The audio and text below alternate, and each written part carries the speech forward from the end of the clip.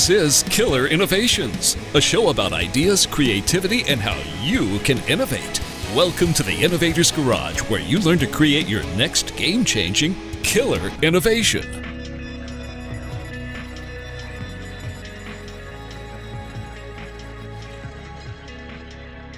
This week's episode of Killer Innovations is an interview with Dean Kamen.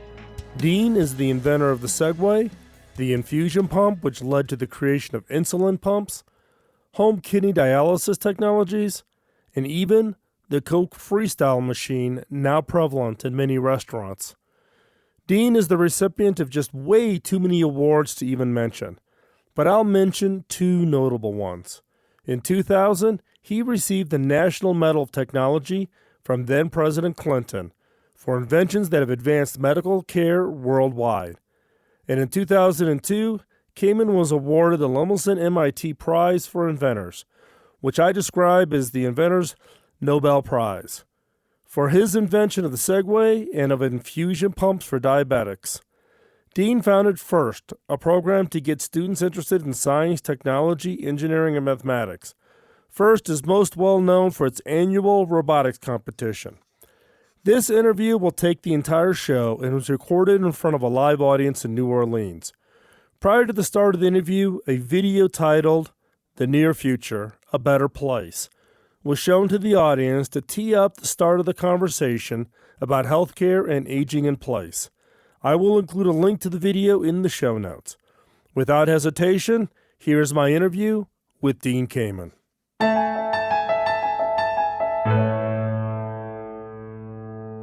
What's your take on that the challenges, the opportunities for aging in place for senior citizens and living a better life? It is the only plausible alternative to what we're doing now. Nobody in this room wants to spend time in a hospital. It's not a happy place to be. And oh, by the way, while you might need to be there for something that will make a positive impact on you, all the possibilities of the negative things that can happen to you while you're in that environment are pretty terrifying. It's unbelievably expensive. It's not a happy place to be. It's just right now, for many situations, sadly, there's no alternative. So you go there. As you pointed out, I've spent most of my life trying to create medical alternatives. The reason we made those little wearable infusion pumps was to get people home. Half the time that people, even back 30 years ago, had to stay in the hospital for extra days was just because there was an IV line attached to them and it needed to be monitored. A few minutes, every few hours, a nurse had to monitor that. Well, if you had at least that level of monitoring, get people home, wear a battery-operated unit, get them out. We've made all sorts of technical advances, but the general theme of what I now do with 800 engineers in my little company in New Hampshire is try to blend the latest and greatest technologies, typically not developed for the medical community because we're too small. A few minutes, you're going to see a robot come onto this stage called Roxo that we built for FedEx. But the reason, in large part, that we made that commitment to partner with FedEx was they wanted a bot, a way to do that last mile delivery that's safe, reliable, rugged, that can climb stairs, can get to somebody's front door. And when I talked to their chairman, Fred Smith, who asked if we could help him, I said, we have a small, narrow, incredibly capable thing that can carry a 300-pound payload up and down a flight of stairs, a human payload, and it's got 10 million hours of operation on it. But I said, the problem is these are so extraordinarily expensive to make because it's almost like building a custom Ferrari. And I said, Fred, if we can use exactly the same base, remove the seating system and put a pod, a cargo pod on it, for the quantities you're going to need, it'll drive the cost of the base down low enough that we can start making iBOTs available to everybody that needs and deserves them, particularly veterans that he's very committed to. But in the same way, we have spent now nearly 40 years trying to take technologies as they develop for broad markets and meet the real needs of patients. And I thought your video was a spectacular example of that because every technology that you were showing Ron Howard's father benefiting from, again, nobody here wants to be in a hospital. How about, does anybody here want to worry about your mom or your dad or your grandmother or your grandfather that may still want to live alone? I mean, you captured everything there. But when the alternative is you're no longer safe, you may have cognitive issues or visual issues, hearing issues, mobility issues. When you have no choice, you're either going to be moved to a home which is not your home and you don't want to live there and it's very expensive, or you're going to be moved to a hospital. But if you can start integrating into people's lives the capacity to interact in a close to real time, highly reliable, highly secure environment, not only is it way better for them because even if they're in a hospital, it may not be the hospital with exactly the expert they need. It may be a small local hospital. Well, maybe across town or maybe across the country or maybe across the globe, there's some new development that can in real time help this person. Well, I'd rather be accessing every possible medical miracle that's evolving over time than being alone in my house or being in one hospital or another. So the long answer to your question, there is a compelling need to accelerate the rate at which frankly, the connectivity that people take for granted now, or soon 10G, they'll take that for granted for their gaming and for their entertainment.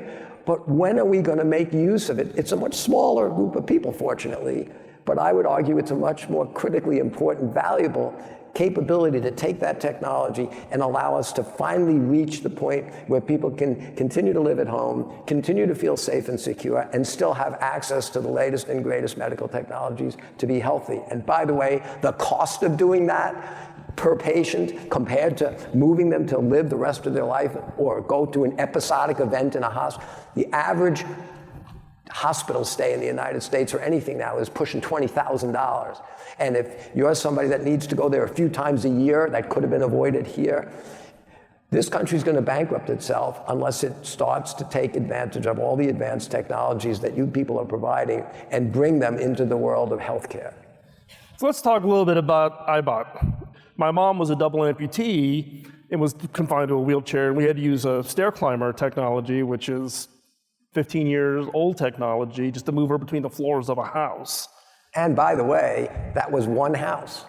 And notice you called it confined to a wheelchair. Yep. You know the other place we use the word confined? When people do really bad things, we confine them to prison. Right. Your mom didn't deserve that kind of confinement. Yep. And again, as an example of using advanced technologies, and by the way, the reason I made the Segway after I made this was to try to bring the volume up. I knew there aren't as many people that are going to need iBots. So did the iBot come before the iBot came before that, but the world doesn't know that. And I made the Segway out of this, try to bring the volume up of high-performance servos, gyros, accelerometers. I needed a way to take this, and so I took the seat off and I took the cluster off and said, I'll make something to get the volume to help drive the cost down. In the same way that now, 15 years later, we're working with the entirely identical power base with FedEx. But the point here is putting a stair climber in one house is an idiotic alternative. It's like bringing the mountain to Mohammed.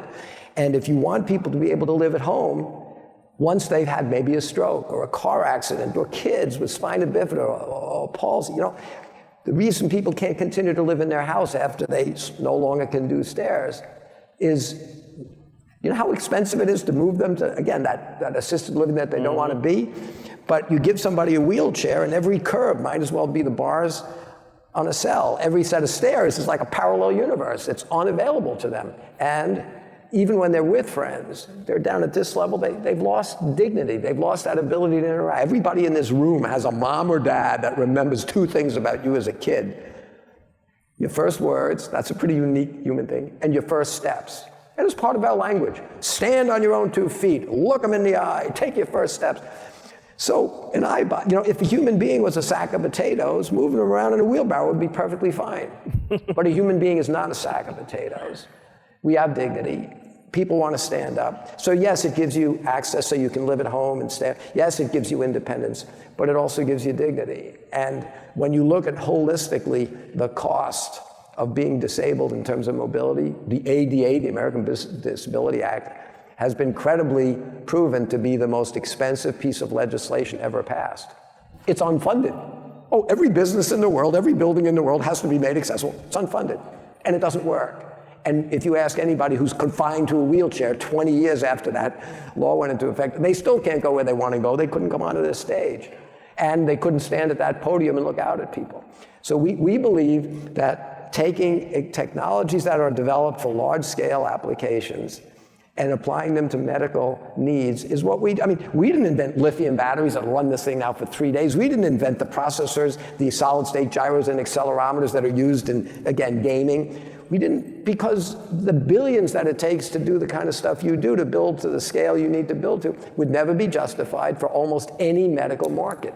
But if we can borrow those technologies, redeploy them for these much smaller markets, but I would argue very important markets, and while they're much smaller, by the way, healthcare itself is 20% of the GDP of the United States. It may be a very small group of people, but it's a huge expense, and we could lower that expense and improve the outcomes by properly borrowing your technologies and bring it to the world.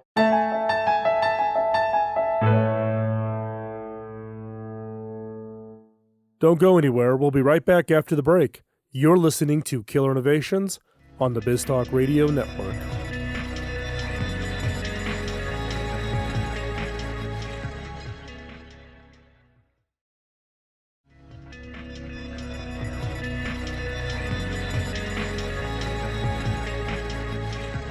In this next segment of the interview, we discuss Dean's unique approach to finding and leveraging scale. As with many innovations, the target market may be too small to turn the idea into a success.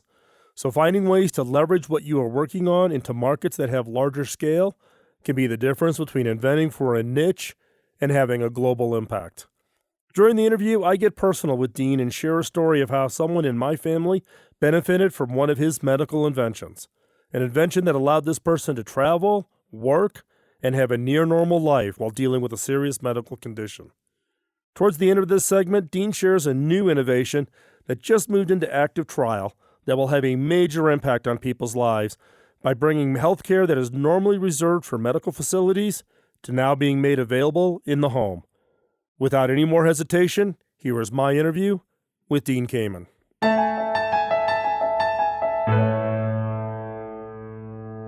What I love, though, Dean, about your thinking is you come at it from I've got this concept of the iBOT. How do I drive scale? My passion is around helping people live better. Let me look at other alternatives, whether it be the launching of the Segway, the robot that we're going to see later this morning to drive volume so that more people can get access to this. And I know your passion for the iBOT because you actually did it through one of your normal partners, and then you actually took it back. I did. In order to really make this something that could really change people's lives. You have to give a lot of, one of the largest medical products companies in the world is Johnson & Johnson. And I helped them do other things like stents. And I said to them, think of the iBOT the same way you and other big pharmaceutical companies develop orphan drugs. You can afford to spend billions of dollars to make blockbuster drugs. Everybody needs Lipitor and insulin. But what about when that kid is born with a rare genetic disease and the drug might change their life? But it's a rare disease. It costs the same $1 billion to develop that drug. It costs the same $1 billion to go through clinical trials, and there's no market. It's not going to be a blockbuster. But the drug companies, despite all the popular antics in Washington of making good guys and bad guys out of everybody, you know, these companies are people like you. They have kids and parents. And historically, these drug companies spend a significant amount of money on what they call developing orphan drugs. There's not going to be a payback, but it's the right thing to do. And as long as it's a small piece of their business and they can do it and they can develop a drug that people need, whether it's ever going to make money or not, they do it. I went to J&J 20 years ago and said, we got to make an orphan medical device. It's the most sophisticated autonomous fly-by-wire robot. It's going to be a class 3 medical device. No little wheelchair company could possibly develop something at this scale. And yet you're not going to sell millions and millions of them. Mm-hmm. But for that small population, particularly veterans that maybe left their legs in Vietnam on a landmine, or those veterans that left their legs on an IED in Iraq or Afghanistan, they deserve more than a wheelchair, more than confinement. And J&J said, we'll help you. And they spent over $100 million getting this thing developed and approved by the FDA. And then CMS wouldn't cover it as different than a wheelchair. It's got motors, it's got wheels, it's a motorized wheelchair. This is your country. So I said, look, J&J, give it back to me. I will go fight. I will find a way to make these things available. And for $1, they gave it back. And I developed the next generation with all the new technologies, helped bring the cost down, went to Fred Smith at FedEx and said, if we can use exactly that base to meet your needs, we'll drive it down again, we'll put our seating systems on it, and we will make this thing available to the people that need it. Well, God bless you.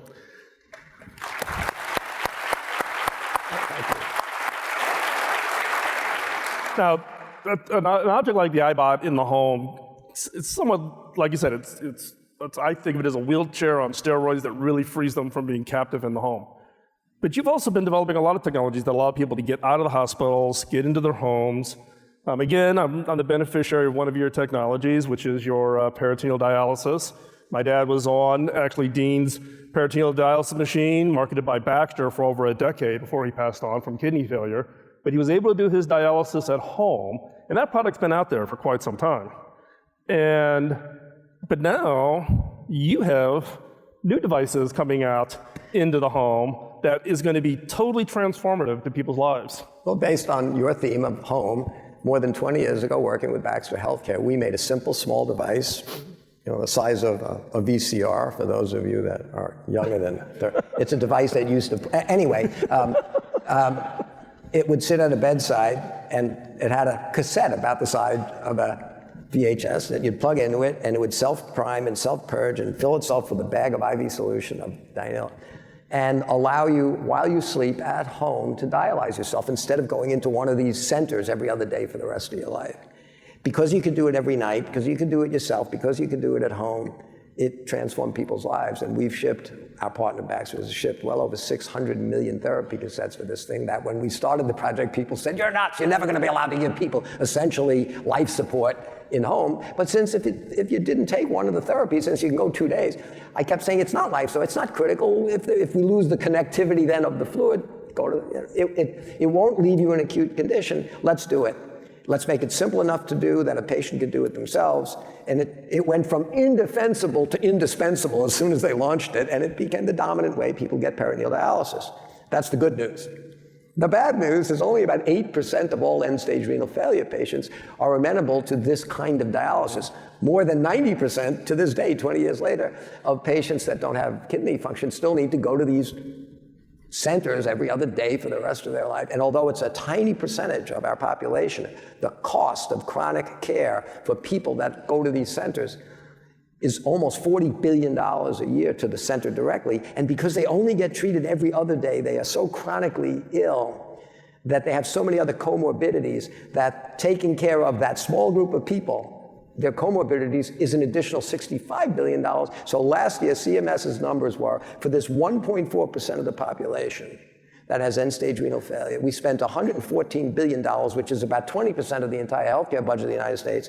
And after you spend all that money on these people, at least they have the worst, most miserable outcomes in the developed world, because in Europe, for instance, people dialyze longer than 3 hours at a time and more than 3 times a week. But in this country, that's what they get. It's not a way to extend their life, it's a way to extend their death. So I said, let's figure out how to take hemodialysis and put it in their home and let them do it every day and let them feel really good and reduce that huge $100 billion cost. Now, there I need more help, because now you're connecting a person to a system where if things go terribly wrong, you want monitors to know about it. To be clear, we're never going to depend on real-time connectivity to take care of these patients. The standalone machine will always have enough redundant processors, power supplies, smarts, that will always be able to, in a very controlled, safe way, take itself offline, call somebody and say, hey, we got to do something here. But I'm happy to tell you that after we've now spent probably a decade making such a machine, about 3 weeks ago, we got approval from the Food and Drug Administration to put it on a patient in New York City. He's dialyzed himself for a week under supervision in a hospital where he didn't want to be, with that machine. And last week, they moved that machine to his home. And as we speak today, he's done about 10 therapies by himself in his house with that machine. And he said he has never felt better. And we're trying to scale that whole program up now.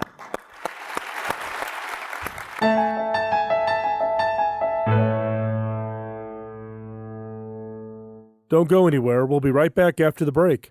You're listening to Killer Innovations on the BizTalk Radio Network.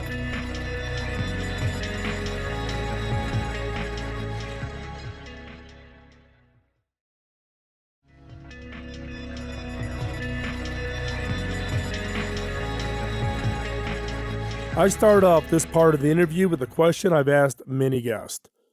What game-changing innovation do you expect to live to see become a reality? Now, the purpose for this question is to get others to think about a wow innovation that has a shot at becoming real.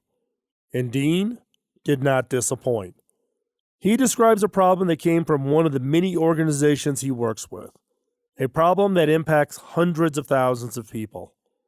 But this is a problem that we as a society have faced since the beginning of time.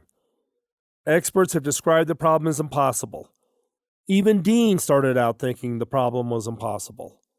However, he came around and is bringing together the right organizations, experts, funding, and facilities to solve this problem and make a solution real. I've had the privilege to visit Dean at his offices, and to say what he is doing is impressive would be a massive understatement. As innovators are fond of saying, the difference between science fiction and innovation are the innovators that make it real. Dean describes the problem many have defined as crazy and how he and his team are attacking it. Without any more hesitation, here is my interview with Dean Kamen.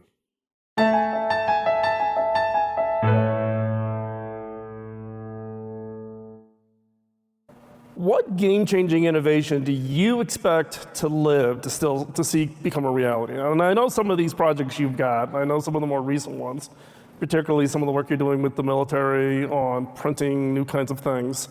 So what is that one game-changing innovation that do you expect to live to see? Well, I won't call it one innovation. I'll say it's one platform for a lot of innovation.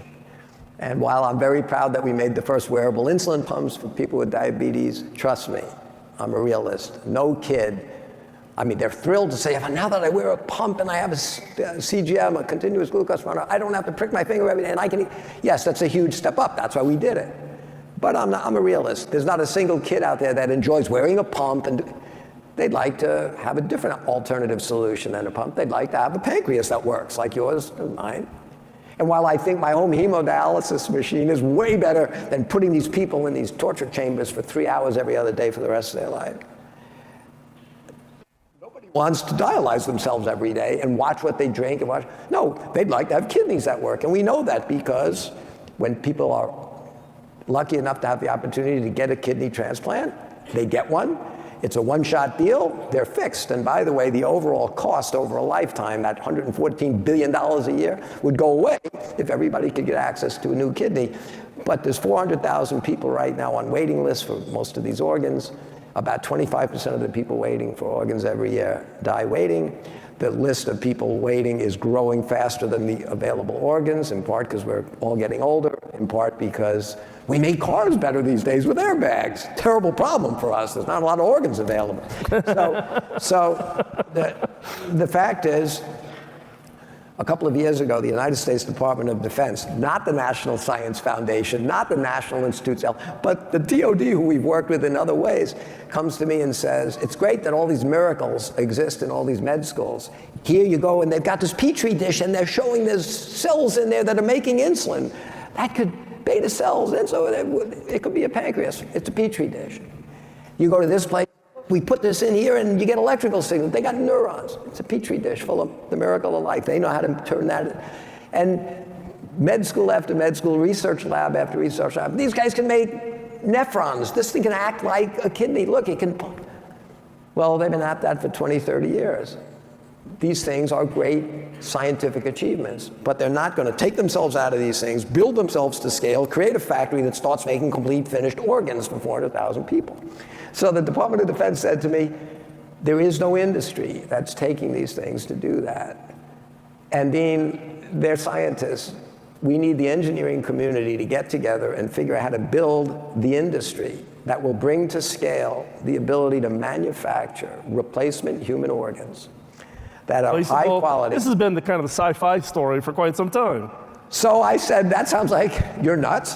But we're coming to that intersection again of advanced technologies that make that possible.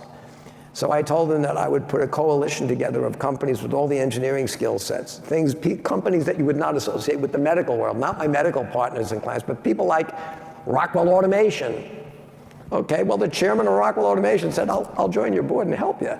And I went and, applied materials, the people that work in the nanoscale stuff that's smaller than cells and proteins.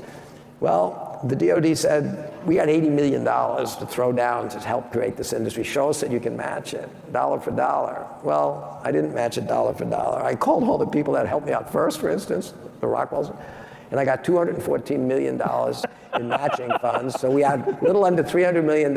We started this as a not-for-profit coalition. I now have 150 company members, 26 med schools, and every major, like the Cleveland Clinic and the Mayo, all these are now coming by. What do you got? And we're less than 2 years old, and at our summer meeting, which we just finished a month ago, we have one closed system that we demonstrated that you put iPSCs into, induced pluripotent stem cells, and in a completely closed system, at the other end, took about 10 days later, out came a 7-centimeter long segment of bone, ligament bone, that is functional. Now, it's not a full organ yet, but our goal is, okay, if we build the baseline technologies by bringing together all the engineering disciplines, and then all the scientists and clinicians, biophysicists, and said, okay, now as imagine, by the way, it's not just that we can make an organ, but instead of waiting around for that call at 4 in the morning because you're waiting for a kidney and hope one arrives, and sadly that kid on a motorcycle slid under that tractor trailer in the middle of it. You got 4 hours to get to that hospital. It's not ideal conditions. We don't know the quality of the organ. That's a really bad way to go through a life-changing surgical. How about if, oh, sir, it looks like your kidney function's declining. You're probably going to need dialysis or a kidney in 6 months. Let me take a few of your cells. We'll grow them up. We'll turn them into iPSCs, induced pluripotent stem cells, so they have your DNA. We'll go manufacture, maybe with a little printing some collagen scaffolds. Then we'll put your cells into them. So when these cells grow up, remember, a stem cell can grow up to be whatever it wants. Let those grow up to be a kidney.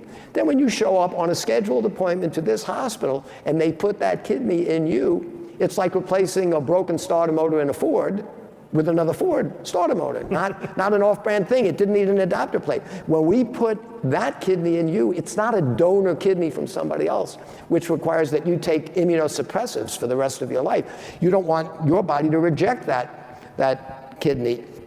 Well, in order to prevent your body from rejecting any organ that we put into it, we suppress your immune system. Good news, you might not reject the organ. You still do, sometimes. The bad news is those immunosuppressives say, you better be worried about getting a cold or something else that most people can deal with. That might kill you. And the cost of immunosuppressives for the rest of your life is high, and the quality of your life is diminished.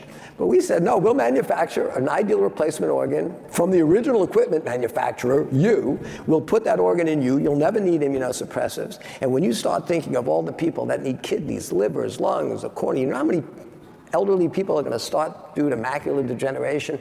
I can't see. They need a tiny little thing that won't be rejected, put inside their eye. We'll give them back their own.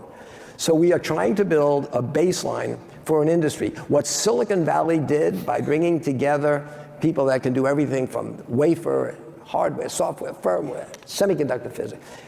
That's why they call it, Silicon Valley. It's not a company, it's an industry. It needs all these disparate technologies that are all growing up together.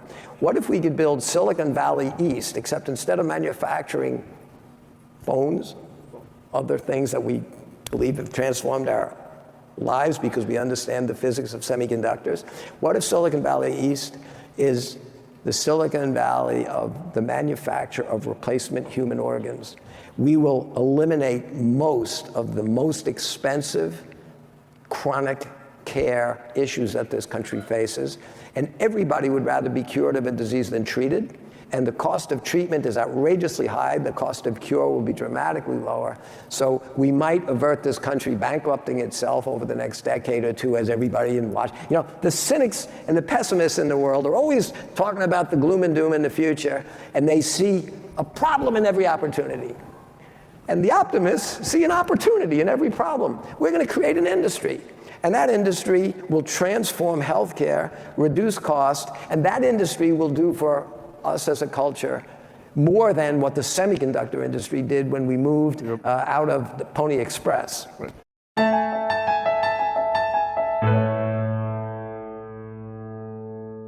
Don't go anywhere. We'll be right back after the break. You're listening to Killer Innovations on the BizTalk Radio Network.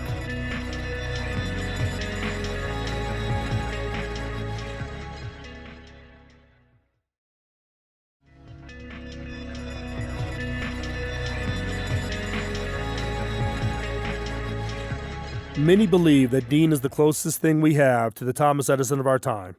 So how do we create more Dean Kamens? We are facing some of our biggest challenges: the environment, clean water, healthcare, energy, transportation, and the challenges are becoming bigger and more global than ever. Who are the next generation Deans? As I started in the opening, Dean is the founder of FIRST, most well known for the robotic competitions hosted worldwide to bring students together and solve problems. In this segment, Dean shares the story behind the story when it comes to creating FIRST and its impact. But FIRST is more than just robots. It's about impacting kids, parents, teachers, and society. As you can clearly hear, Dean's passion for creating innovations that transform people in their lives are what motivates him to do what he does. He is an innovator on a mission. Without any more hesitation, here is my interview with Dean Kamen.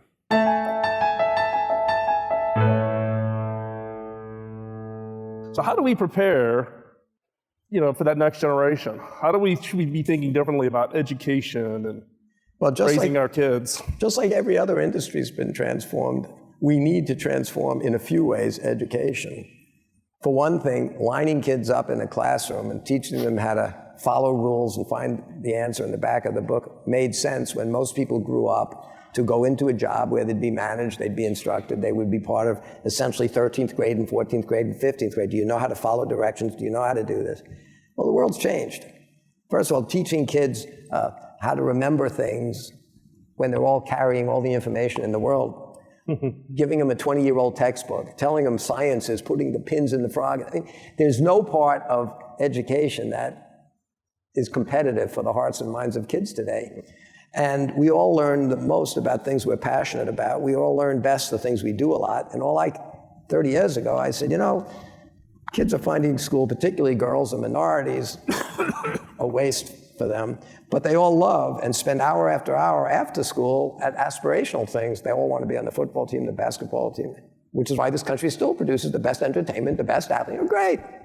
But we're not producing enough scientists and engineers, particularly women and minorities. Don't even think about it. In fact, the entertainment industry typically portrays, if it's a young kid that's really smart, they not only don't get any attention, but when they do finally get attention, it's a pejorative thing. If it's a girl, they're not very attractive. It's the guy, it's the squeaky geek. And it's always the butt of a cheap joke, but it has consequences.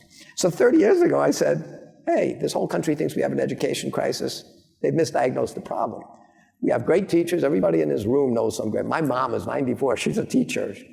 I said 30 years ago, I'm an inventor, right? What do inventors do? Inventors look at the same problem everybody else look at, see it differently. I said, it's not an education problem. It's a culture problem. It's not what we don't have enough of in this country compared to the rest of the world, which is why we're producing less scientists and less engineers in the rest of the world. It's what we have too much of. And we have created role models and superheroes for kids, again, particularly women and minorities, that make them think science and engineering, it's hard, it's frustrating, it's not for you. Go do these other things. But really, how many kids are going to actually make money bouncing a ball? How many openings are there every year in the NBA or the NFL? I mean, you got a better shot at winning a state lottery than never making a nickel playing professional sports. So I said, but the passion is there. Kids will work hard at something that they get recognition for. So I said, let's make engineering and inventing a sport. And let's give it to the schools the same way those schools deal with the sports. That teacher from 9 in the morning till 3 has to be judgmental and grade the test and give you a red mark. And that same teacher, either she or he, turns his or her hat around at 3:30 and turns into the coach, the nurturing coach. Hello, it was a lucky catch, tried this. And during class, during the quizzes and tests and finals and D's and after school letters and trophies and school bands and cheerleaders and mascots. So I said, no wonder kids like that stuff. People always justify it to me, Dad, Dean, you're too hard on sports. Hard on sports? What do they say? Imitation is the highest form of flattery. I want to use sports, but I want kids to develop the muscle hanging between their ears. It's the only sport. I said, I want my sport to be every bit as exciting as all the others. Its only difference will be every kid, no matter how big or small they are, can participate. And it's the only sport where every kid can turn pro. And all you people that complain, Dean, you're too hard on sports, they ought to learn teamwork. Really? then why, when they do teamwork in the classroom, do you call it cheating? So let's get them after school. Let's put them on teams, but let's put them on teams and let them solve the world's problems. Well, I started with 30 teams in 1992. This year first had 72,000 schools. Our events, this is March Madness, each line is another city, but we had 173 cities throughout March run regional events for our 72,000 schools with 200,000 volunteer mentor coaches.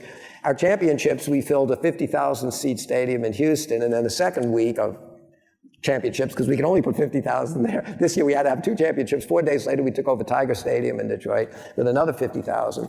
But we had 200 universities support teams. They handed out $80 million in scholarships to the kids on the first teams. And for all of you people, by the way, that think, well, I'm not an engineer, spare me. You didn't have to be a professional baseball player to run a Little League team in your town. The parents, the teachers, the community leaders that get involved in FIRST, it's every bit as accessible as any other activity kids can do, but it'll give them a future. And these kids walk away with self-confidence. They walk away knowing they can do this. They walk away having met the real role models and heroes that have built this country. They're seeing people that solve real problems, helping them in this microcosm of technology where we give them a kit of junk and say, this year you got to build that robot to shoot these frisbees or throw those balls.